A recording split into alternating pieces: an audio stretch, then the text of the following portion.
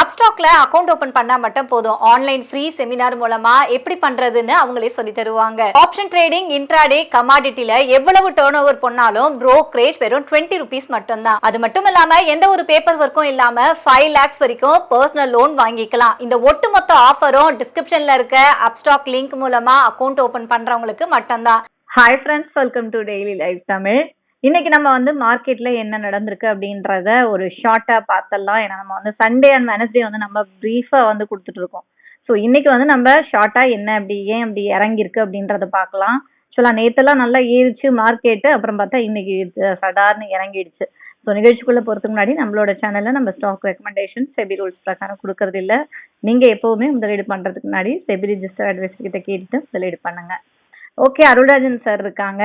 வணக்கம் சார். வணக்கம் சார். இன்னைக்கு மார்க்கெட் சடார்னு மறுபடியும் இறங்கிருச்சு சார். நேற்று தான் 26 தாண்டி நல்ல பாசிட்டிவா போயிட்டு இருந்தது.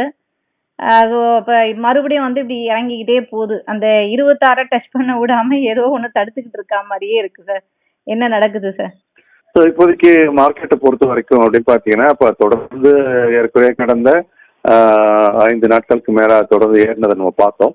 ஸோ அந்த ஏற்றம் அப்படின்றது இன்னைக்கு முடிவுக்கு வந்திருக்கு. சொல்லப்போனால் டெக்னிக்கலாகவே அந்த 26,000 அப்படின்ற ஒரு எல்லைன்றது வரலாற்று சிறப்புமிக்க ஒரு உச்சம் என்பதையும் நம்ம மறந்துடக்கூடாது. ஸோ அந்த எல்லைக்கிட்ட வரும்போது எல்லாமே நிறைய ப்ராஃபிட் புக்கிங் அப்படின்றது தொடர்ந்து நடந்துகிட்டே இருக்கிறதே நம்ம பார்க்குறோம்.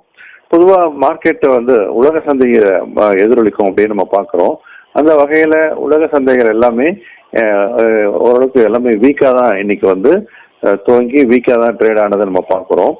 முந்தைய வெள்ளிக்கிழமை முடியும் போது கூட பார்த்தீங்க அப்படின்னா அமெரிக்க சந்தைகள் சற்றே வலு குறைந்தே முடிஞ்சிருக்கிறத நம்ம பார்க்குறோம். ஆக குளோபல் மார்க்கெட் எந்த மாதிரியான ஒரு சிச்சுவேஷன்ல இருக்குதோ அதுதான் இப்போதைக்கு நமக்கு இதை பிரதிபலிக்குது அப்படின்றத முதல் காரணமாக எடுத்துக்கலாம். ரெண்டாவது அப்படின்னு பார்க்கும்போது ஏன் அமெரிக்க சந்தை இறங்கிட்டு இருக்கு, அதை ஒட்டி மற்ற சந்தைகள் இறங்குறது அப்படின்றத இன்னொரு பக்கம் நம்ம பார்த்தாலும் கூட அமெரிக்க சந்தை இறங்குறதுக்கான முக்கியமான காரணங்கள்ல ஒன்று அப்படின்னு பார்க்கும்போது அமெரிக்காவில் இந்த ஃபெட் ரிசர்வ் இன்ட்ரெஸ்ட் ரேட்டை குறைப்பாங்க அப்படின்னு ஒரு எதிர்பார்ப்பு இருந்துகிட்டே இருக்கு. அவங்களும் சொன்னாங்க. ஆனால் இப்போ என்ன நிலைமை அப்படின்னு சொல்லும்போது அது கொஞ்சம் அந்த எதிர்பார்ப்பு அப்படின்றதுல நடப்பதற்கான வாய்ப்புகள் குறைவாக இருக்குமோ அப்படின்னு சந்தையில் ஒரு பேச்சு அடிபட்டு இருக்குது. அதனால அதை எதிர்பார்த்து ஏறிய சந்தை அதன் பிறகு என்னாச்சு, மெல்ல மெல்ல இறங்க ஆரம்பிச்சதை பார்த்தோம். அமெரிக்க சந்தையினுடைய இறக்கத்தினுடைய தொடர்ச்சியாகவே உலக சந்தைகள் இறங்கி கொண்டிருக்கின்றன பார்க்கிறோம். இனிமேல் ஏறும்போது சந்தையானது கொஞ்சம் சிரமப்படும். அமெரிக்க சந்தை இனிமேல் பழைய உச்சத்தை தாண்டறதுக்கு இட் வில் டேக் டைம். அதனால இப்போதைக்கு மார்க்கெட் ஒரு வீக்னஸ் இருக்கு. தொடர்ந்து சந்தை இன்னும் இப்போதைய முக்கியமான நிப்டியோட லெவல்ஸ் அப்படின்னு எடுத்துக்கும் போது இப்போ இந்த 25,800 அப்படின்றது மிக மிக முக்கியமான ஒரு எல்லை. 25,800 என்ற எல்லையை அது தக்க வச்சது அப்படின்னு சொன்னா ஒரு பக்கவாட்டு நகர ஆரம்பிக்கலாம். 25,800 ஒருவேளை உடைக்கப்பட்டால் கொஞ்சம் சந்தையானது இடைக்கால இறக்கத்தில் இருக்கலாம். Okay sir. ஸோ இது இப்போ இதுதான் அப்படிதான் ரீசர் அப்படின்னு சொல்லியிருக்கீங்க. சார், இப்போ நம்மளுக்கு அமெரிக்காவில் இந்த வட்டி விகிதம்லாம் ஏற்றிருக்காங்களா? அந்த மாதிரி இஷ்யூஸ் ஏதாவது போயிட்டு இருக்கா, இல்லை இறக்கிருக்காங்களா? என்ன நடந்துட்டு இருக்கு சார்? அமெரிக்காவில் ஆக்சுவலா அந்த வட்டி விகிதம் குறைப்பு அப்படின்றது எதிர்பார்த்துட்டு இருக்கிற ஒரு விஷயம். ஸோ அந்த வட்டி விகித குறைப்பு என்பது இப்போ நிகழ்வதற்கு வாய்ப்பு குறைவாய் கொண்டு வருது அப்படின்ற ஒரு தகவலின் அடிப்படையில தான் சந்தை இப்போ இறங்க ஆரம்பிச்சதா நம்ம இப்போ பார்க்குறோம். அதாவது டவ் ஜோன்ஸ் கிட்டத்தட்ட 550 புள்ளிகளுக்கு மேலான ஒரு இறக்கத்தை சந்திச்சது. அப்போ அதே மாதிரி இன்னைக்கு பார்த்தீங்க அப்படின்னு சொன்னா ஜப்பான் சந்தை 3% இறக்கம், சவுத் கொரியா சந்தை 3%க்கு மேலான இறக்கம் அப்படின்னு சொல்லிட்டு மடன்னு ஒரு பெரிய அளவில் ஆசிய சந்தைகளை இறங்கிட்டு இருக்கு. இதுக்கான காரணம் அப்படின்றது நான் ஏற்கனவே சொன்ன மாதிரி அமெரிக்காவில் வட்டி விகித குறைப்பு என்பது தள்ளி போடப்படுமோ அப்படின்ற ஒரு எதிர்பார்ப்பும், அது மாதிரி டெக்னிக்கலா சொல்றதா இருந்தாக்கா நம்ம அமெரிக்காவில் அந்த டெக் செல் ஆஃப் அப்படின்னு சொல்லுவாங்க. அந்த நேஷனல் ரிலேட்டடான கம்பெனிஸ்ல நிறைய ஒரு செல் ஆஃப் நடந்துட்டு இருக்கிறதையும் பார்க்குறோம். அந்த ஏஐ எதிர்பார்த்து ஒரு பெரிய அளவில் ஏறின நிறுவனங்கள் எல்லாமே இப்போ ப்ராஃபிட் புக்கிங்ல கீழே இறங்கிட்டு இருக்குது அப்படின்றது நம்ம பார்க்குறோம். என்ன ஒன்று, எஃப்ஐசிங்க ரொம்ப செல்லராக இருந்தவங்க நடுவில் கொஞ்சம் மட்டும் ஒரு நாள் கொஞ்சம் வாங்கினவங்களா இருக்கிறாங்க. ஆனால் அந்த ஒரு சினாரியோ இன்னைக்கு மாறலாம் நாளைக்கு வரக்கூடிய தகவல் அடிப்படையில். பட் ஒட்டுமொத்தமாக நீங்கள் கேட்ட அந்த ஒரு நிகழ்வு தள்ளி போடலாம் அப்படின்ற மாதிரி செய்யுது. வட்டி விகிதத்தை வந்து குறைக்கிறது தள்ளி போகுன்ற ஒரு எதிர்பார்ப்புல தான் சந்தை இப்போ இறங்குறதா எடுத்துக்கலாம். Okay sir.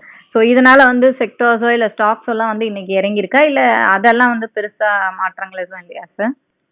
இல்லை, எல்லா செக்டாருமே இன்னைக்கு கணிசமான அளவு இறங்குனதாவே நம்ம எடுத்துக்கலாம்.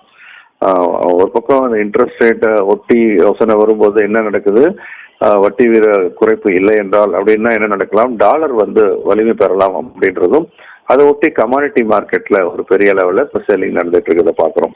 ஸோ இந்த காரணத்தின் அடிப்படையில் அப்படின்னு பார்க்கும்போது ஏறக்குறைய முக்கியமான எல்லா செக்டார்ஸுமே ஒரு பெரிய லெவலில் செல்லிங் வந்து இப்போ ஐடி ஆகட்டும், ஐடி டெக்னாலஜி ஏற்கனவே வந்து நேஷ்டாக் இறங்குறதுனால இங்கே இறங்குறத நம்ம பார்க்குறோம்.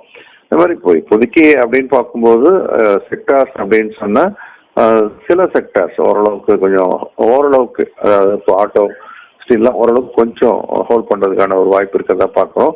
மற்றபடி மிட் கேப், ஸ்மால் கேப் எல்லாமே வந்து ஒரு கணிசமான அளவுக்கு விழுறதுக்கு ஆரம்பிச்சாச்சு.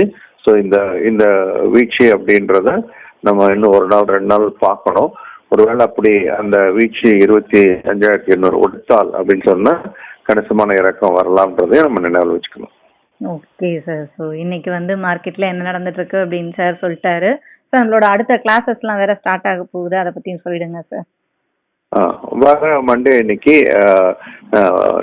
Master the stock market program, அதாவது பங்கு சந்தைக்குள்ள எப்படி நம்ம வந்து ஒரு ரிட்டையர் ஆகும்போது கையில் கணிசமான தொகையோட ரிட்டையர் ஆகணும் அப்படின்றதுக்கான ஒரு திட்டமிடுதலுக்கு அடிப்படையாக கொண்ட ப்ரோக்ராமாகவும், அதே மாதிரி நம்ம ஒரு கன்சிஸ்டண்டாக ஒரு ரெகுலர் இன்கம் ஒன்று எப்படி ஜென்ரேட் பண்ணுறது, ஒரு போர்ட்ஃபோலியோ கிரியேட் பண்ணி அப்படின்னு சொல்லக்கூடிய 2 வகையில் இந்த நோக்கத்தின் அடிப்படையில் இந்த நிகழ்ச்சி உருவாக்கப்பட்டது. இந்த நிகழ்ச்சியில் அவங்க வந்து ஃபண்டமெண்டலாக ஸ்ட்ராங்காக இருக்கிற கம்பெனிஸ் எப்படி பிக்கப் பண்ணணும், அதை டெக்னிக்கலாக எப்போ வாங்கலாம், எப்போ விற்கலாம் அப்படின்றதெல்லாம் படிப்பாங்க. இந்த நிகழ்ச்சி முடிவில் அவங்க ஒரு நல்ல ஒரு ஃபண்டமெண்டல் அனலிஸ்டாகவும் டெக்னிக்கல் அனலிஸ்டாகவும் வருவாங்க. இந்த நிகழ்ச்சி எல்லாரும் பங்கு பெறுவதற்கு ஏதுவாக இரவு 8 to 9 மணிக்கு ஆன்லைன் மூலமாக தமிழை நான் தான் எடுக்கிறேன். இது மண்டே டு ஃப்ரைடே 4 வார கால பயிற்சி வகுப்பு.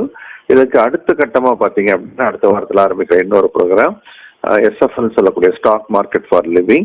இது முழுக்க பங்கு சந்தையில் எப்படி இன்ஸ்டிடியூஷன்ஸ் பிஹேவ் பண்ணுறாங்க, எங்கே வாங்குறாங்க விற்கிறாங்க அப்படின்றத இன்னும் கொஞ்சம் நுணுக்கமாக படிக்கிறது மூலமாக நம்ம வந்து நம்மளுடைய போர்ட்ஃபோலியோட ரேட் ஆஃப் ரிட்டர்னை கூட்டுவதற்காகவும், இது ஒரு ஸ்கில் நமக்கு இதை கற்றுக்கிட்டோம் அப்படின்னு சொன்னால் வாழ்நாள் பூரா ஈவன் ரிட்டையர்மெண்ட்டுக்கு அப்புறம் கூட நம்மளால இந்த ஸ்கில் அடிப்படையில் சந்தையை கையாண்டு ஒரு வருமானத்தை பார்ப்பதற்கான வாய்ப்பு இருக்கு. இது வந்து லைவ் மார்க்கெட்லேயே நடக்கும். 10 to 12 அப்படி சொல்லக்கூடிய வகையில் தினமும் வந்து மண்டே டு ஃப்ரைடே 4 வார பயிற்சி.